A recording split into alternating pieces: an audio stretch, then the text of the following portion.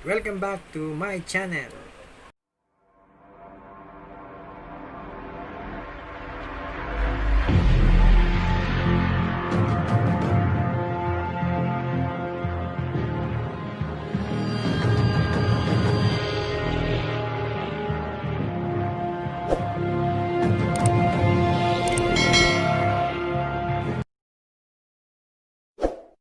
Alright, so for today's content, may napanood akong movie, yung San Andreas, no? Kung napanood nyo nun, it is an American film, released 2015, no? Starred by Dwayne Johnson, si The Rock, no? So naalala ko yung movie na yun. So I would like to make a reaction on that based on my experience. Samahan nyo ako. So the plot of the story centers on an earthquake that happened on San Andreas Fault. This earthquake caused to damage San Francisco Bay and Los Angeles. So naalala ko nung aking advanced course way back 2011. Ganito yung aking commandant's paper. It's about using the helicopter as a platform during earthquake or disaster to deploy help through the use of helicopter platform. Kasi during disaster, almost lahat ng assets cannot be mobilized. Walang daan, walang runway, walang airport. So, helicopter is one of the most helpful equipment during disaster. Okay, so may mga nakita kong clip, no? Na-identify ko lang yung ating bibigyan ng reaction para makita nyo kung gaano katotoo nila pinroject at gaano hindi katotoo nila na project yung helicopter flying. Okay, so tara, panoodin natin.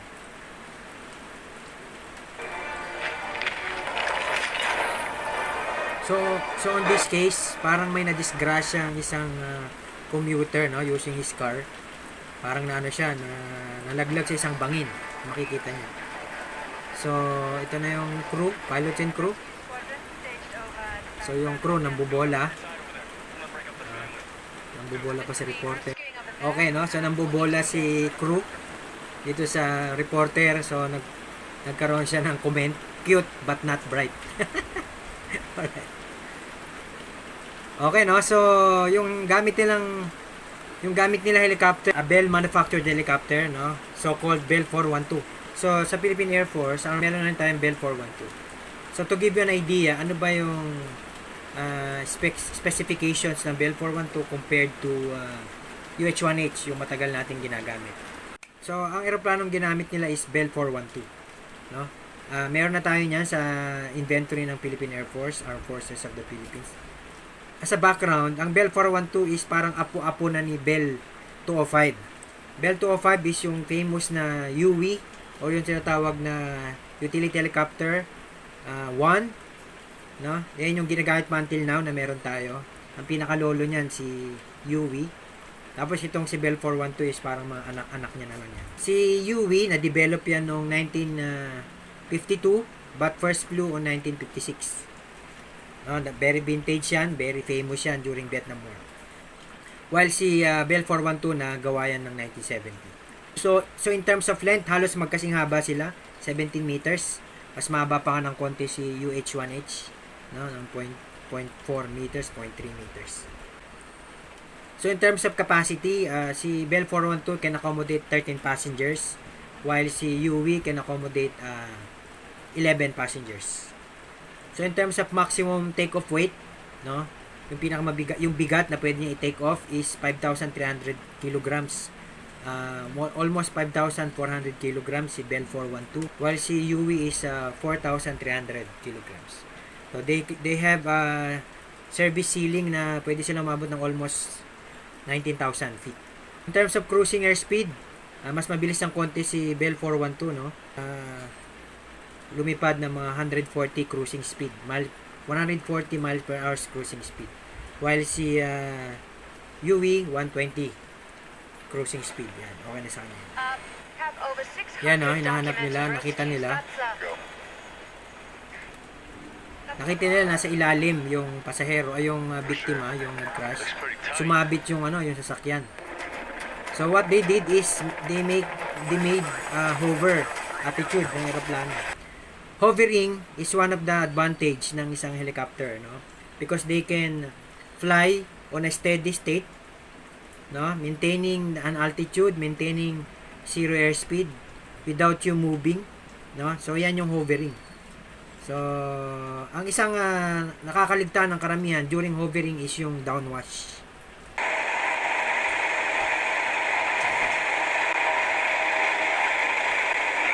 Wala na makita.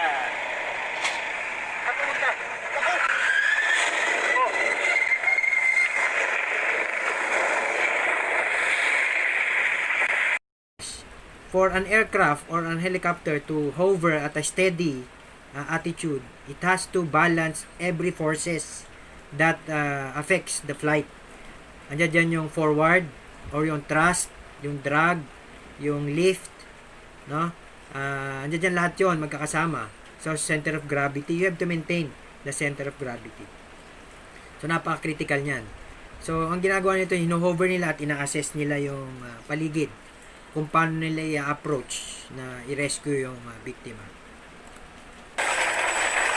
Metro, this LAFD. Natalie. So, ina-assess ng pilot in command yung You holding up all so, ang right? maganda doon, meron siyang communication sa babae to determine what's the real situation on the ground. Okay? So, kung makikita nyo dyan, nag-hover yung chopper at ando dun sa ilalim yung yung biktima. So, kung makikita nyo, medyo makipot, no? Medyo makipot yung kinalalagyan ng Alright. Sa hovering, napaka-challenging. Kasi ang rotor or ang downwash mo dapat equal na nagbibigay yan ng force pababa.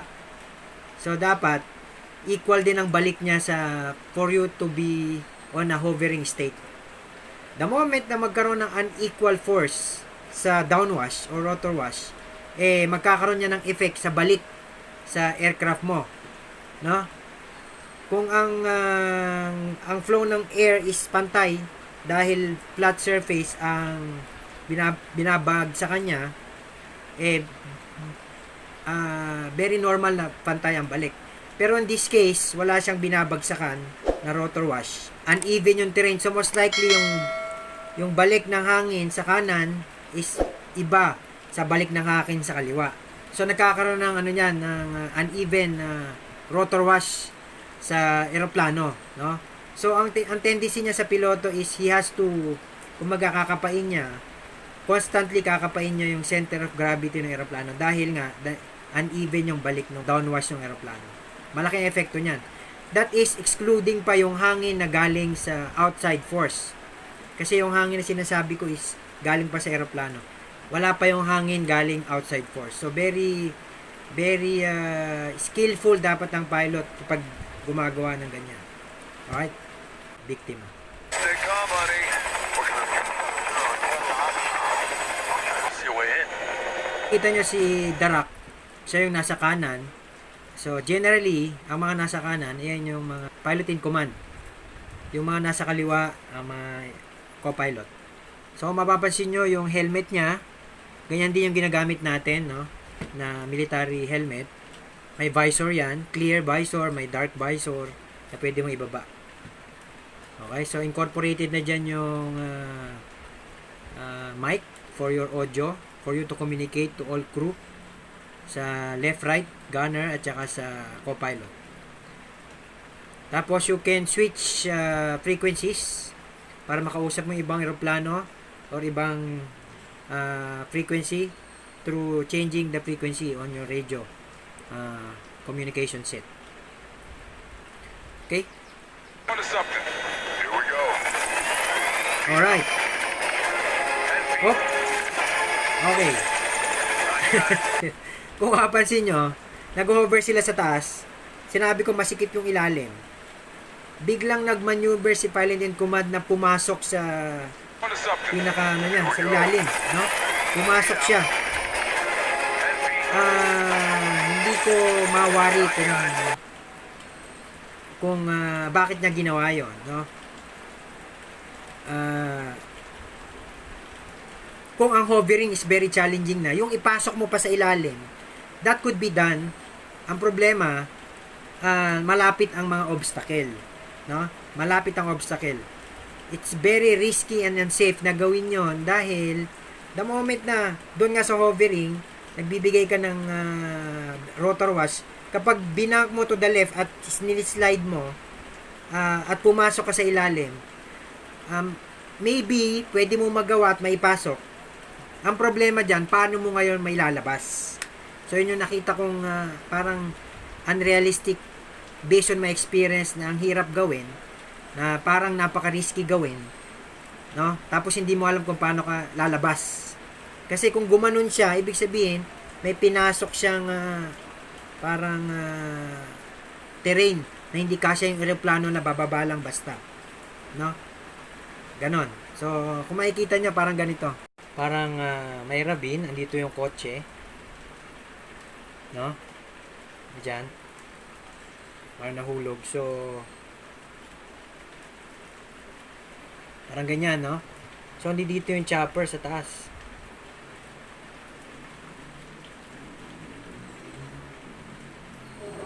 So katulad na sinabi ko kanina, ang rotor wash ng aircraft, ng aeroplano, pababa yan.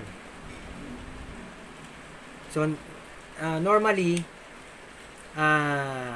madaling kontrolin yan kapag flat ang surface kasi bumabalik, nagba-bounce back yung rotor wash equally, no?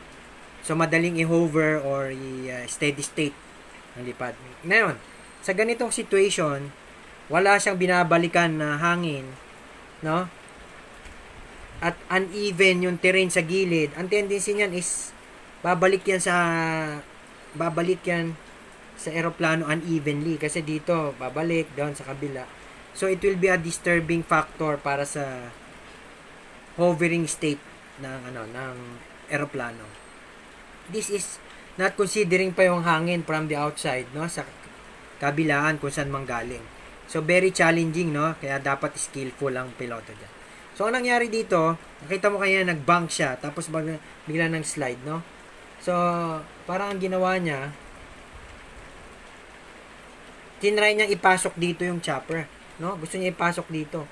So pinasok niya diyan, parang ipinasok niya diyan, somewhere ganun. Para mas malapit. No?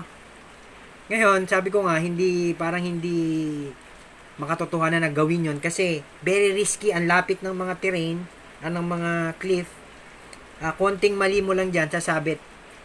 Considering ang Bell 412, malakas na aeroplano, twin engine, no?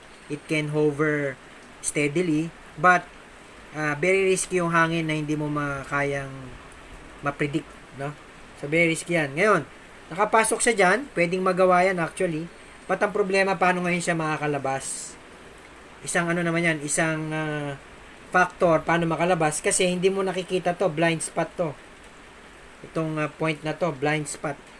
So, dun sa yung pagbaba mo madali kasi pwede mong makita dahil pababa. Pero yung paakyat, very impossible na makita mo to at ma-anticipate mo paano ka aakyat diretso. Hindi mo rin kayang ibalik yung nagmaneuver ka pa kanan para sa bayan. So, very yan. Hindi ako naniniwala na kayang gawin yon na ganito ang structure ng terrain. Okay? Alright, tuloy natin. So, yan, no?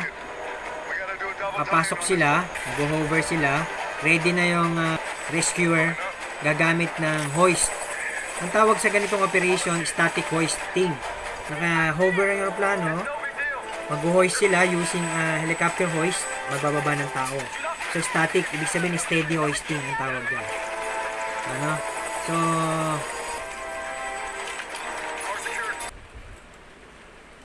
ang isang mali na ginawa nung rescuer, ikinalang niya yung tali doon sa sasakyan. On my opinion, dapat hindi ganon, no? Mas malaki kasing damage kapag hinuk mo yung eroplano, o yung line ng eroplano or hoist doon sa sasakyan. It will create a more dangerous situation para hindi lang doon sa rescuer, pati na doon sa pilot and crew na nag-hover sa taas. Kasi the moment na malaglag yung sasakyan, automatic hihilahin ng sasakyan yung eroplano. So, that would be greater damage kung magkataon. O, yan. Kung makikita nyo doon sa hovering niya, di ba? Magalaw. Magalaw yung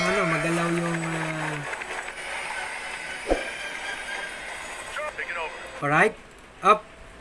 Kung makikita nyo, binigay ng pilot in command yung control sa co-pilot. It's very rare na during operations like this, even though pareho kayong pilot in command, pareho kayong qualifications for that matter, no? Hindi dapat ibibigay yung controls sa co-pilot. Ipapaubaya mo yung command ng eroplano sa co-pilot. Kaya nga tinawag kang pilot in command, ikaw dapat ang magko-command in terms of control, in terms of management ng eroplano na yan. So ngayon ang ginawa dito ni Dwayne Johnson, ibinigay niya yung control sa co-pilot at anong balak niyang gawin? Okay, nag-hoist siya, umalis siya sa upuan niya at bumaba. Okay, stop. Ngayon, bakit hindi dapat umalis yung pilot in command? Kasi during that situation na nag-hover, nag-static hoisting sila, very critical para sa isang piloto na nakatingin siya sa labas, very visual siya, to maintain the distance, safety, no? At the same time, dapat tinitingnan yung instruments. Yun dapat ang role ng co-pilot, checking on the instruments, at si piloto nakatingin sa labas, nakatingin sa distance kung saan siya pwedeng sumabit, at the same time, pwede siyang sumilip sa baba. Ngayon, dahil umalis si pilot in command, who will now do the job? So, mag-isa na lang naiwan si co-pilot doon na tumingin ng reference sa labas, tumingin ng instrument, at mag-monitor ng hoist operation. So, very stressful sa kanya. And the mere fact na iniwan siya mag-isa doon, na-expose into a more danger zone ang eroplano at lahat ng operation na yan. Kasi konting mali lang doon, it will create a mishap. Alright? Oh. See? Dahil naisabit niya yung hoist niya, pati yung crew sumabit. No? Sumabit. So, it makes the situation worse now. Ito. Okay? So, very impossible, no, na yung eroplano nila went to its limit, no, nag-high RPM na, sigurado nagma-master caution na yan, nag-alarm na yan. Nakatingin siya sa instrument without him looking outside, very yun. Hindi ako naniniwala na kayang gawin yon. Even though naka-hover auto yan, it has to have an intervention ng pilot. Kaya very yan, maling-mali yung ginawa ni pilot in command na lumabas siya sa aeroplano.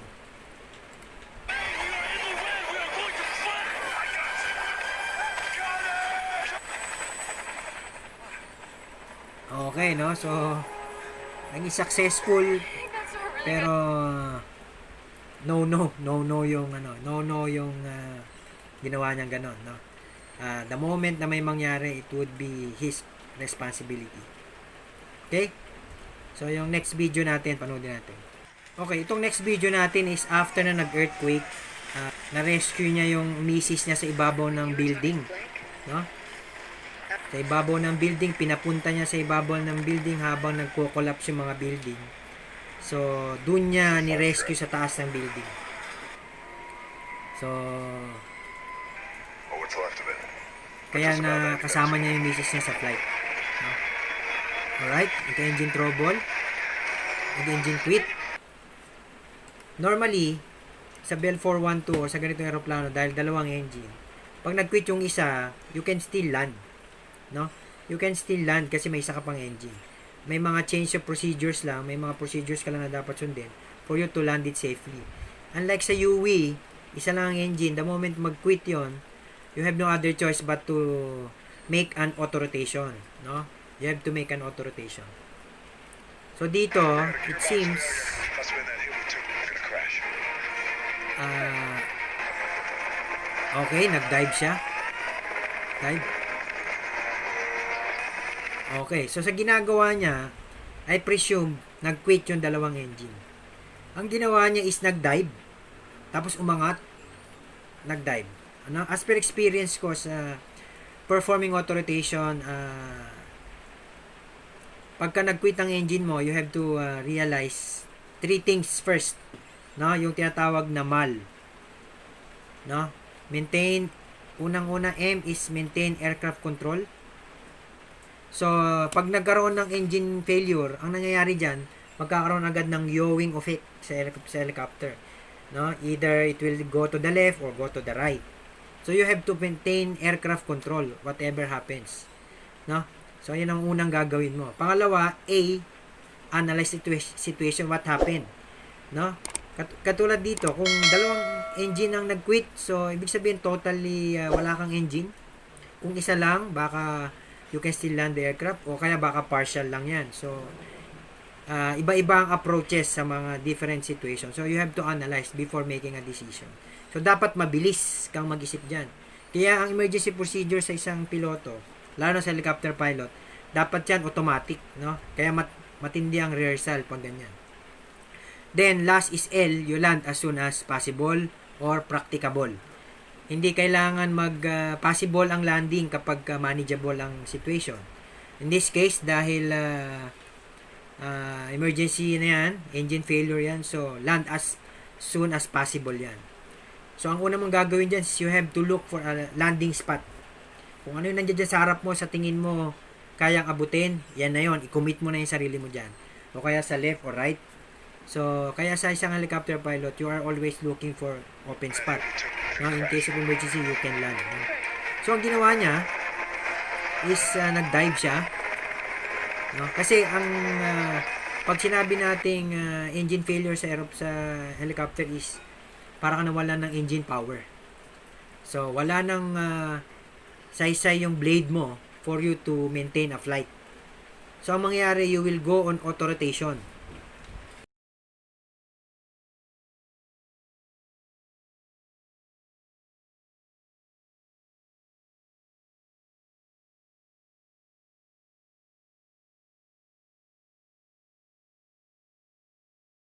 So, an auto rotation is an state of flight na yung blades mo must continue turning without using power kasi wala ka namang power. You will use the air. You will use the air to sustain its rotation. No? Kaya magkakaroon ng auto rotation. Ginawa niya, nag-dive siya tapos umangat. I don't know why. So, binahabol niya yung spot. But ang most critical kasi dito is you have to attain the desired airspeed for you to land safely. No? Kasi kung hindi mo kakayanin yung spot, at least you maintain a desired airspeed. UV 70. No? 70 knots is the desired airspeed. Ibig sabihin, ang auto rotation ng blade will be reached kapag naka-air 70 knots attitude ang isang eroplano. So, nagla-landing yan na naka-air 70. So, ibig sabihin, yung blade mo is rotating at airspeed 70. So, meaning, you will have a greater chance to arrest the aircraft before landing. Yan ang pinakamahalagang ma-attain ng nag-auto-rotate na helicopter. Totoong hindi yan nag-glide. But, meron siya tinatawag na auto-rotation. It can glide, no? It can glide through the wind. Through the wind kapag na-reach niya yung auto-rotation. Kapag na-reach mo yung desired airspeed, you will land and flare at a certain height before the ground, no? Kapag eksakto ang flare mo dyan, you will decelerate while touching the ground, decelerate, then recover at hover attitude. Then you can hover auto or taxi auto, no? Ibig sabihin na you will land at the certain place or landing while taxiing. Parang ano yan, tawag niya, running landing ang labas. So, dapat makuha mo yung tamang tansya, tamang height before you initiate the flare. Kasi kapag nauna ang flare mo at mataas ka pa, mauubos ang airspeed mo. Ang tendency, dahil mauubos ang airspeed mo, mataas ka pa, is para ka pa rin batong babagsak sa ground. Unlike kapag nakuha mo yung tamang height, tamang airspeed descent, eksakto lang bago maubos yung airspeed mo, nakatouch ka na, that's the perfect auto rotation. So, mami-minimize mo yung damage sa aircraft, more importantly, damage to life. Okay? Tuloy natin. So, ang ginawa niya, yan na, boom. Alright. So, supposed to be, hindi ko nakita ang airspeed, no? Pero sa descent niya, talagang mabilis. Nakakuha na siya ng spot. He has no other choice but to commit doon sa parking lot. Ang problema, tumama yung blade sa poste. That makes the approach worst. So I think naging blessing pa nga na tumama sila kasi mas maayos yung landing nila, walang masyadong damage, no? Unlike yung approach niya na mabilis pa tapos tatama pa sa kotse, baka it could cost more life and damage to more properties pa. Okay? So yun yung kakaiba sa flying the helicopter and flying the fixed wing aircraft. Alright, I hope may natutunan kayo dun sa ating simple reaction video about helicopter flying. So kung hindi ka pa nakapanood sa ating mga videos, try to visit some of our playlist, tapos try to make a comment sa below. Ang pinaka-importante, wag na mo kakalimutan yung notification.